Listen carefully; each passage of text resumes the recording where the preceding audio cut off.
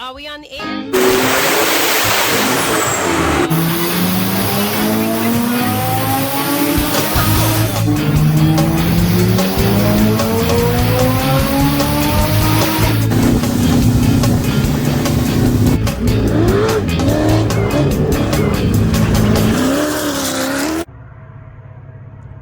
Ruh-roh. Well, what's up, everybody? So we're back today, back working on the Bug. Got some vacuum line today so I can hook the boost gauge up. And then back here, I redid some of this plumbing, the way it goes into my fuel regulator.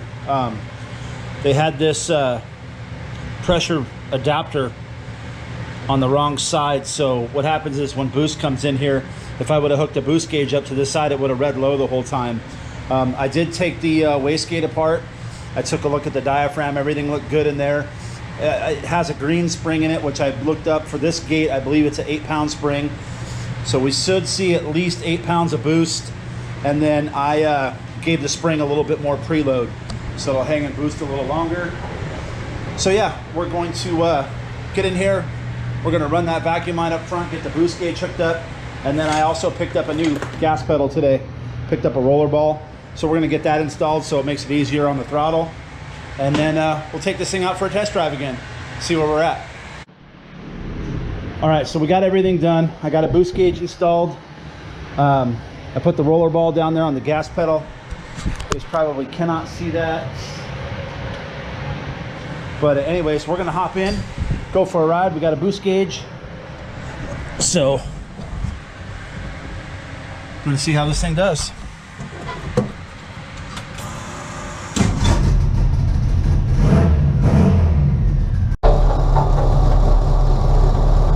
Alright, that was just the cord, we're good. It feels way better now that I got a gas pedal in here.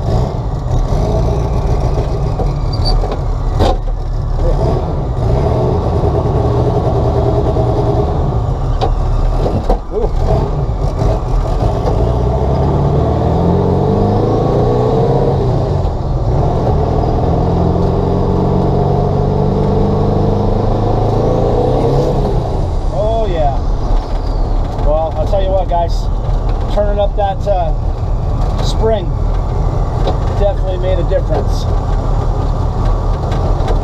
Holy crap, that thing feels really quick now.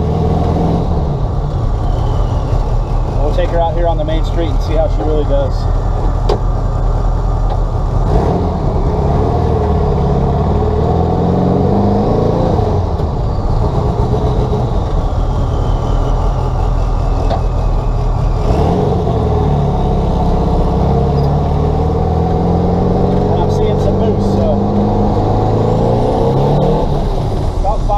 So far.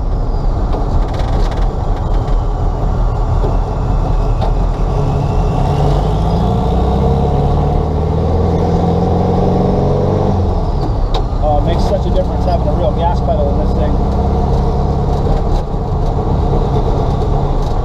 So maybe I won't sell this thing after all. Don't tell my wife.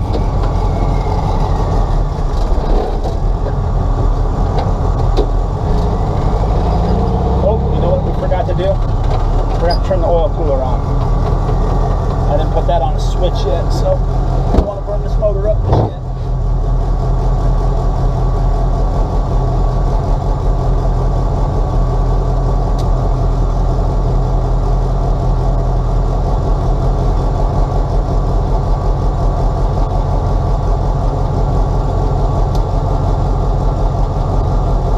Alright, now we got the oil cooler on. Oh, something just happened to my seat.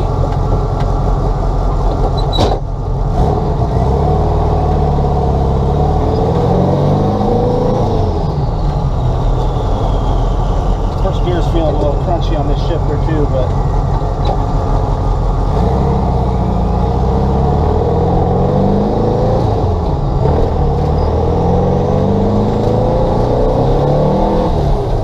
yeah, I'm seeing about 5 pounds of boost, but it's coming in way faster. That is an 8-pound spring in the gate, but you know me, guys. I'm not gonna leave it there. We're definitely gonna turn this thing up like 20 plus pounds.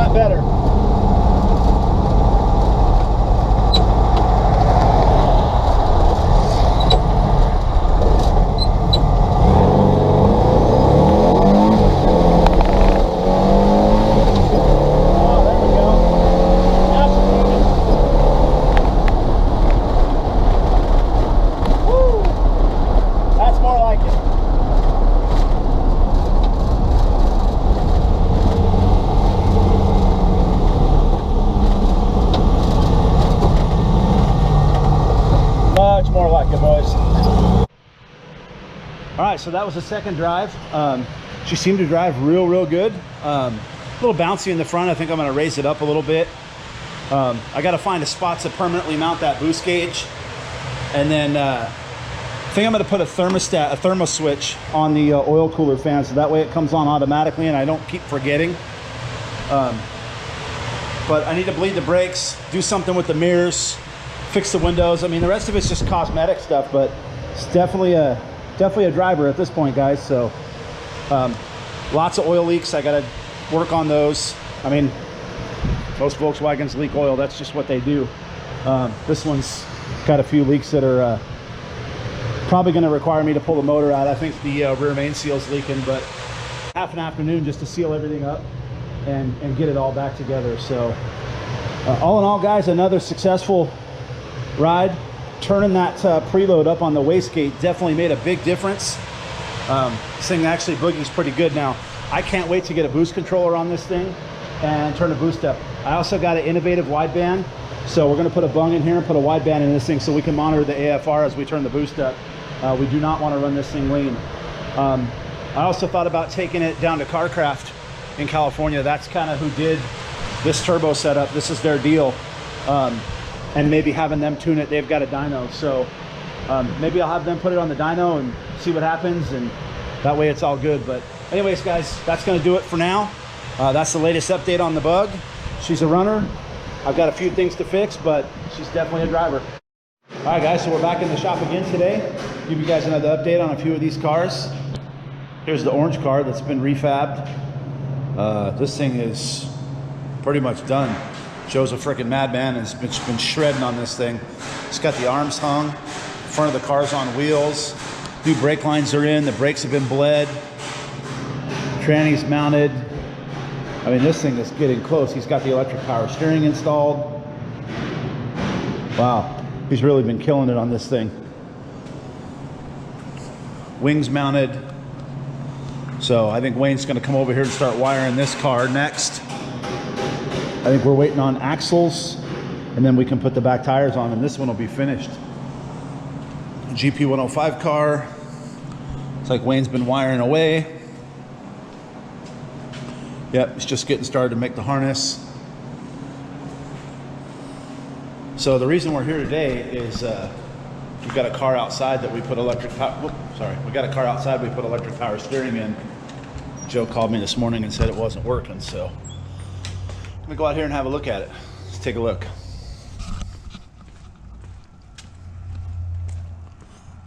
Oh, there it is. Oh, here's another sand limo that ended up on its lid. Wow, and it's bad. Holy crap.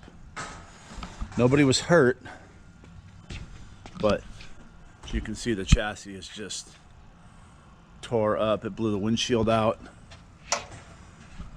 Roof's buckled. But for what happened to this car, the damage is minimal. It looks like the lower half of the chassis is in okay shape. So what we'll end up doing is probably just cutting the roof off. And needs new arms. Yeah, bottom half of the chassis didn't buckle really at all. So just new arms and cut the roof off, new windshield frame, new trunk wing.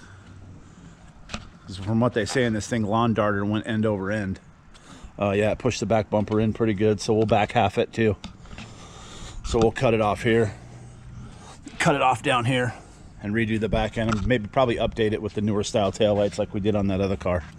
Let's go over here and take a look at this power steering unit, see what's going on with it. All right, so they said it's not working. Let's give it a whirl here. Oh, yeah, it's working. I don't know what they're talking about.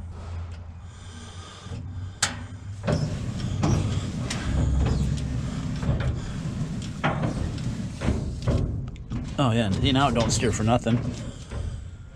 Turn the unit back on. Oh, butter. She working. Let's go in there and rattle their cage and see what the problem is. All right, so I'm working on the GP105 over here, and I just got the iPad mounted in the dash. The dash put in. Joe's gonna bore the hole here for the steering shaft. And this car is gonna be done real quick. Looks like Wayne's in the middle of wiring. Got most of the harness done. Got all the wires ran through the chassis. So this thing will be done real fast. And Joe's got this car on wheels. He's adjusting the shocks right now. And man, minus wiring, this thing's ready to go, yeah? Full upgrade. Yeah, this is a monster upgrade.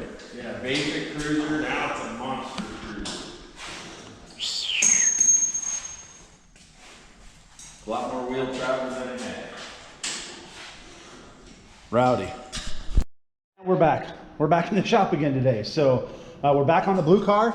We're gonna try to get this thing finished up and running and out of here. The season's quickly coming upon us. So we went ahead and got the exhaust banged out today. Joe and I worked on this. Like I showed you guys in the last video, these J35s, I always like to use an automotive muffler. This is a Flowmaster, a dual in, dual out. And they sound really, really throaty. And then when you're cruising around in the dunes, you can actually hear yourself think. Unlike those other headers for Honda V6s that come out to the side, they're really, really loud. And then the people behind you aren't very happy either. So this will keep it nice and quiet, but it's real deep and throaty when you romp on it. So you'll definitely know it's there. So we got it all mocked up and tacked in. We're gonna go ahead and get all this powder coat cleaned up off the muffler, and we'll get it all welded in and get the exhaust finished up.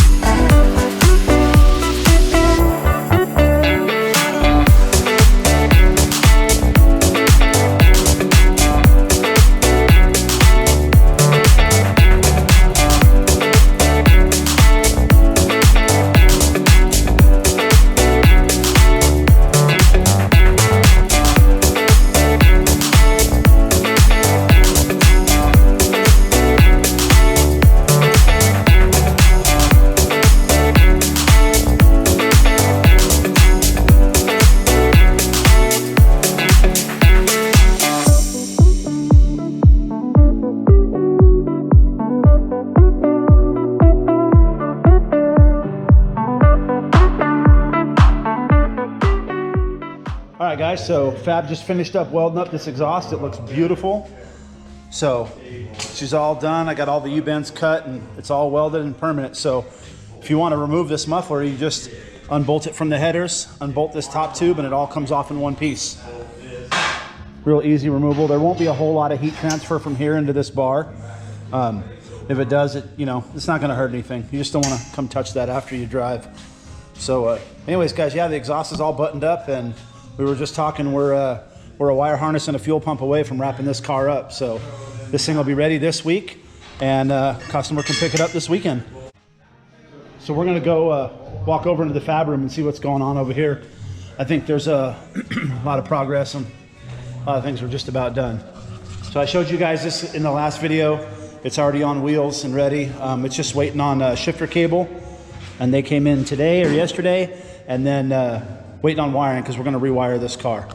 The GP105 got wheels on the front and got the mirrors on, and we're just waiting on Wayne to get here to wire this up. We got the iPad installed in the dash. I don't know if I showed you guys that before. I installed that a couple days ago. And we're going to run a link from the iPad to the AEM EMS, so that way we can use the EMS dashboards on the iPad instead of putting gauges in the car, which is really cool. Other than that, this thing's ready for back tires. We're just waiting to put the tires on that. And again, a little bit of wiring and a good clean job, and this car's gonna be ready to deliver. As usual, when I was at the shop, I forgot to shoot an outro. So I just want to say thank you guys so much for all your support. Thanks for watching. Make sure you give us a like and subscribe and hit that notification bell so you know when our new videos come out. Now that the Bug is running, I'm going to be moving on to getting my Chevelle back ready to go. I got to put the AC stuff in and fix a tranny leak, and that thing will be ready to go. So you guys stick around if you want to see that. So we'll see you next time, and thanks again for watching.